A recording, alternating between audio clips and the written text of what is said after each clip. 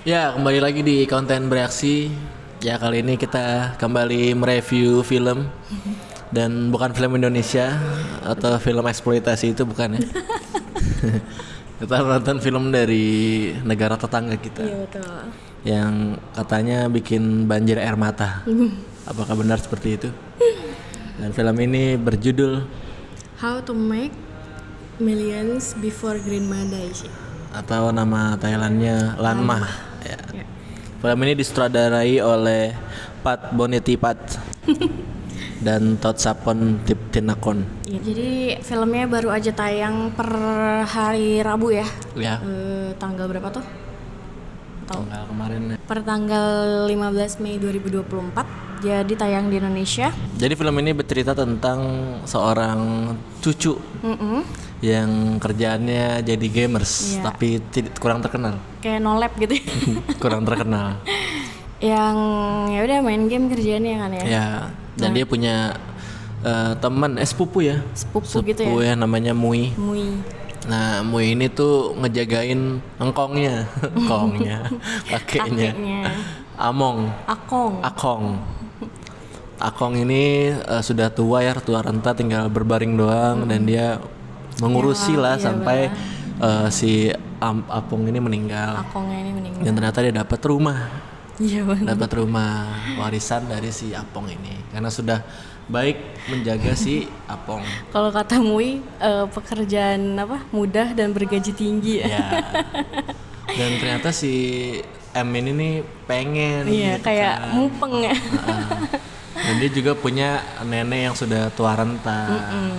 Dan Amah neneknya, ya. neneknya namanya Amah. Bukan namanya sih panggilannya. Ya, jadi dia mau menjaga Amah demi pengen dapat Warisan. rumah juga, warisan rumah juga. Jadi sebelumnya itu dia baru tahu kalau si amahnya ini tuh menderita sakit kanker ya, gara-gara waktu itu amahnya ke rumah sakit karena jatuh gitu ya. Akhirnya diketahui lah kalau si amahnya ini tuh punya sakit kanker usus yang stadium 4. Makanya sebenarnya dia kayak disuruh jagain. Awalnya emang dia disuruh jagain gitu kan, sering-sering nengokin ya.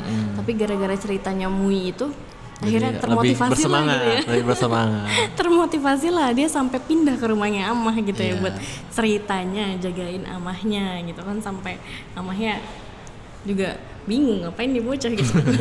Nggak pernah ke sini. Iya. Di sini pemainnya ada siapa aja? Yang pertama ada Bilkin Putipong, Ketipung. Asara Tanakul sebagai si M.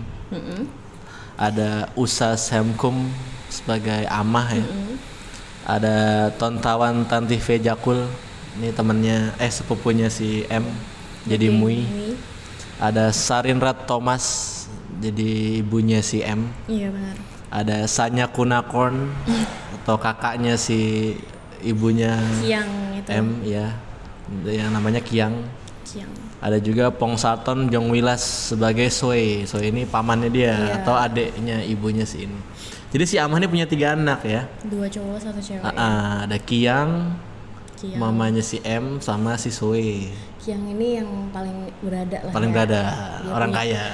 Keluarga cemara gitu lah ya. Anak 1, cewek, terus kaya gitu istilahnya ya kan. Anaknya ini namanya Rainbow, Iya, yang ya diperankan oleh Himawari Tajiri. Nah terus yang anak kedua ini yang ibunya itu ya. Ya ibunya ini. Ibunya si M. Dia ibunya itu kayak kerja di supermarket gitu ya, swalayan toko gitu lah pokoknya, yang dia doang yang menghidupi keluarganya ya, karena kan si M-nya juga nggak kerja, terus bapaknya juga udah nggak ada ya. Ya. Terus abis itu yang terakhir si pamannya si Soe ini kayak nggak pengangguran, utangnya berjuta-juta ya kan, istilahnya jadi beban keluarga lah gitu. Yang kerjanya cuman ngambilin duit amahnya anjir. Nah si Amahnya ini tuh punya mimpi kalau dia pengen dikuburin di kuburan Cina. Nah dia kan mereka kan keluarga Cina Thailand. Nah, itu turunan Tionghoa gitu ya. Pengen dikuburin di kuburan yang mewah lah, yang harga 1 juta. Lapaknya 1 juta gitu ya. Tapi dia selalu berdoa di kuburan Cina punya orang lain Supaya di kuburan supaya dia kayak gitulah nanti kalau meninggal. Ya, Padahal orang tuanya si Amah ini ya udah kuburannya kecil gitu kan. Gitu. Kalau kata dia supaya kalau misalkan apa namanya dikubur di situ, keluarganya bisa kaya. Iya, makmur gitu ya. Terus dibilangnya kayak biar dia tuh diurusin sama anak-anaknya kelihatannya. Gitu. Sebenarnya ini drama slice of life gitu ya. Sehari-hari yang hangat gitu kan. Terus kayak ya udah nyeritain gimana sih Amah hidup sehari-hari ya, jualan congi ya, apa sih namanya? Congi. Terus bangun pagi-pagi, terus akhirnya si ponakan si cucunya ini si M bantuin dia gitu ya. Jadi di awal pas si M mau ngurusin neneknya ini ya banyak inilah pertentangan, kayak si M-nya ini suka bangun siang.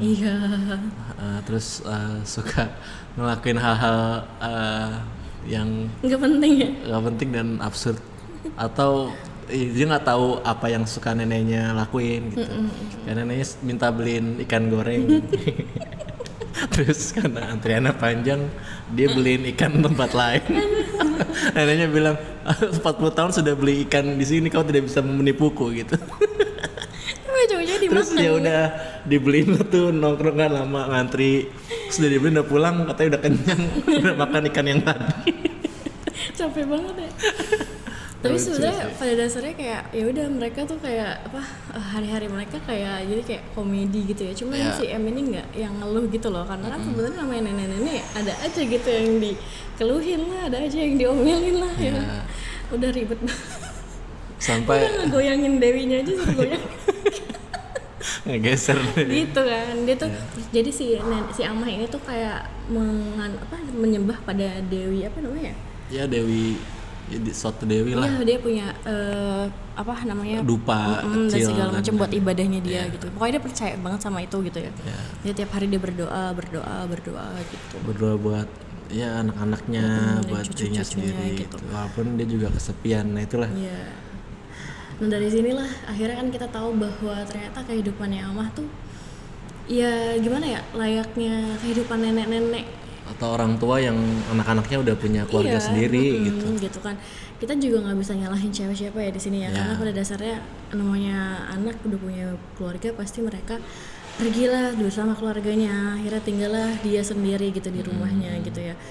Mungkin kelihatannya mah dia biasa aja gitu ya, tapi pada dalam hatinya kan pasti dia kayak kesepian gitu lah. Apalagi kalau setelah tahun baru kayak gitu segala macam ya. Di setiap tahun baru si anak-anaknya berkunjung sebentar buat makan. Nah, part yang bikin kita tersentuh juga kayak, jadi setiap tahun dia masak terus ternyata makanannya sisa, dan dia di hari-hari selanjutnya harus makan itu sendirian gitu, makanan sedih lah ya. Iya, ceritanya ya seperti itulah ya, menggambarkan keluarga gimana kehidupannya Amah, terus gimana hubungan antara anak dan si ibu Amah gitu ya, terus gimana hubungan cucu dan neneknya gitu ya. Dan itu dekat banget sama kita karena ya kita pasti lihat itu di kehidupan sehari-hari gitu. Ya kalau dibandingkan dengan di Indonesia sebenarnya sama ceritanya mirip ya, relate lah, banyak gitu, yang relate, apalagi terutama yang punya nenek atau orang tua yang lanjut usia tuh bakal relate banget gitu sama film karena ini. kita juga kan pasti kan setiap momen kayak lebaran gitu kan ngumpul-ngumpul juga ya. Kalau dia mungkin di tahun baru Cina ya, karena kan dia orang Cina gitu keturunannya. Nah itu gitu, jadi kayak dia dekat gitu loh. Terus ya udah sisanya adalah gimana caranya Amah survive menghadapi sampai gitu dia tahu kalau dia punya kanker, dan tapi ditutupi sama keluarganya sih. Tapi yang bilang yang nyepuin ya si M ini ngasih tahu kalau punya kanker, dan akhirnya dia harus kemoterapi setiap pagi sampai rambutnya tuh rontok dan botak gitu. Dan yang nemenin itu semua adalah si M gitu. nganterin si Amahnya pergi kemo ya kan, bersihin setiap jam pagi gitu ya.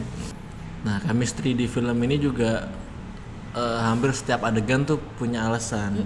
Kadang sudah di-mention di awal, beberapa adegan. Nah, di akhir ini tuh ulang kembali gitu, dijelasin gitu. Ya beberapa plot twist yang kita nggak nyangka gitu. Emang dari awal sih ngiranya udah disentil sih ya. Ini nggak bakal dapet nih warisan si Amah gitu kan. karena di awal udah dikasih tahu apa si M-nya jual rumah itu ada di Facebook, terus ada orang datang. Nah, gitu. Mungkin itu juga bikin ya neneknya berpikir lah kalau ternyata mereka ini anak-anaknya tiba-tiba peduli karena ada sesuatu dan ada yang diincer atau mereka lagi nanam benih kalau kata si Ama. Maka suatu saat akan menuainya gitu-gitu. Kalau misalkan kalian udah lihat review dan segala macam, bilang sedih dan segala macam ya memang sedih film. Cuma full mereka nggak menjual itu di filmnya, bukan ngejual kesedihan. Bahkan scene gitu. Tangis-tangisan aja nggak banyak gitu loh. Itu cuma di ending doang ya kan. Scene tangisan itu cuma di ending. Di ending yang dia sakit pertengahan. Iya, cuman pas sepanjang film ini kayak hal-hal kecil bikin kita tersentuh gitu kan ya. Tersentuh, terus juga kita inget hal-hal yang mungkin relate sama kita gitu ya, bikin kita jadi nitikin air mata gitu kan. Sampai tuh warisannya tuh nggak jatuh di si M, tapi malah jatuh di ya itulah pokoknya. Yang bikin M-nya nih kesel, kan gue dijagain lu, kok gue nggak bisa jadi nomor 1 di lu hidup lu gitu. Neneknya juga nangis. Terus ya udah karena kesel, ya anak-anaknya yang lain juga kesel karena kok warisannya dikasih ke ini gitu-gitulah. Sampai akhirnya tuh dijelasin lah di akhir si anak tuh ada alasannya lah ya, kenapa semuanya. Si amahnya ini melakukan hal seperti itu gitu. Terus kayak hal lain yang lebih besar. Kenapa si anak bisa kaya dan mapan sampai hari ini gitu. Bahkan di satu kan diajak ke kuil tuh sama anaknya yang pertama ya, Pak Kiang ini. Dan di lembaran tulisan buat ditempel di tembok gitu, lembaran harapan tuh si Kiang istrinya sama anaknya tuh ya punya impian masing-masing, tapi si Amah ini berdoa buat ketiga anaknya gitu. Dia berdoa buat dirinya, cucunya, anaknya gitu. Si M-nya mau nulis semoga Amah menang lotre 12 juta. Itulah. Tapi ya gitulah pokoknya itu. Dan ternyata sedih. Itu masih belum ada apa-apanya dibanding plot twist di akhir. Jadi udah seputus asa ini si M, dan akhirnya yang ada juga adegan yang paling kita sebel ya. Udah dikasih warisan malah ditaruh di panti jompo. Tuh. Karena dirawat sampai akhir hayatnya si Ama, dan masuk di plot twist akhir ternyata Amah begitu sayang sama cucunya gitu. Pokoknya dan Amah bisa beristirahat di pekuburan yang dia idam-idamkan gitu, yang harganya 1 juta baht itu ya. Gitu. Ya bisa ditonton sendiri gimana bahkan prosesnya. Iya, kalau kita ceritain full ceritanya lagi di sini tuh tetap ya, kita aja akan mengulang kesedihannya. Ini sampai satu studio terdiam sampai akhir, nggak ada yang beranjak padahal sudah credit scene. Ngalamin kekalutan mental. Ya. Sebenarnya sedihnya tuh udah diekspektasiin, ngerti nggak? Kita tahu nih film bakalan sedih gitu. Terus juga kita tahu nih endingnya bakalan sedih, tapi tetap aja rasanya kayak ketahup gitu, ngerti ya? Terus kayak di si film ini tuh bisa nge-build hal-hal sepele tadi kan yang di awal gitu ya, yang hal-hal sepele yang sebenarnya mereka nggak ada dramatis atau ngeraung-ngeraung menangis gitu, nggak ada, cuma hal-hal kecil gitu ya yang mereka bangun di story-nya itu dikit yang awalnya cuma bikin netes-netes gitu, lama-lama jadi pas di akhir tuh kayak kekumpul semua, pas jadi kayak memori yang diinget gitu loh. Dan pada akhirnya film ini film yang cukup bagus, menggambarkan gimana keluarga ya. Iya, relate lah sama keluarganya yang ya, keluarga Indonesia ya relate sekali. Udah punya keluarga masing-masing dan ada nenek gitu loh. Karena sebenarnya pada dasarnya ya alasan kita pulang juga kan pasti ada cuma karena orang tua aja kan. Yang orang tua juga cuma ngarepin kita datang aja, udah datang tanpa harus ngapa-ngapain sebenarnya kan. Gitu.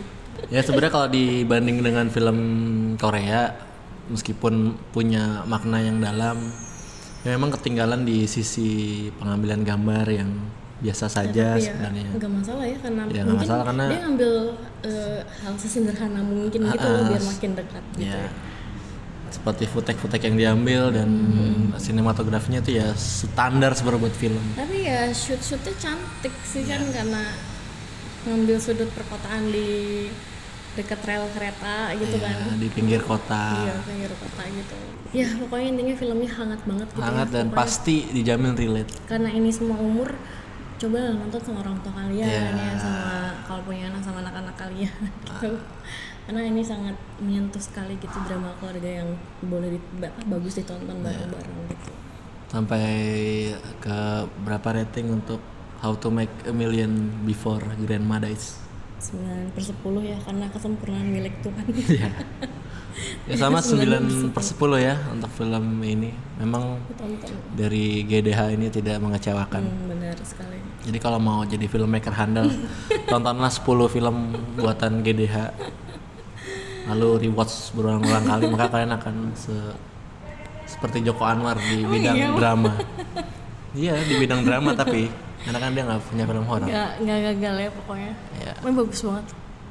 Acting buat semua perannya juga, mereka pendalaman karakternya tuh kuat gitu ya. Storynya kuat, pendalaman karakternya kuat. Jadi nggak ada tokoh yang sia-sia gitu. Dan juga nggak ada tokoh-tokoh yang terbuang gitu atau gitu. yang nggak penting yang dimasukin ke sini gitu. Even temen grandma, even temen amahnya itu siapa sih namanya? Ngek. Oh ya, Ngek. Itu bermakna kan ya. Ngek itu juga kena kanker, cuma 10 tahun masih hidup. Ya, tapi dia meninggal duluan. Juga. Meninggal duluan sebelum si Amah kan, nggak lama sebelum Amah, kayaknya Amah putus asa gitu lah. Oke, gitu aja review dari kita untuk How to Make Million Before Grandma Dies. Tonton. Sampai ketemu di konten beraksi selanjutnya. Bye bye.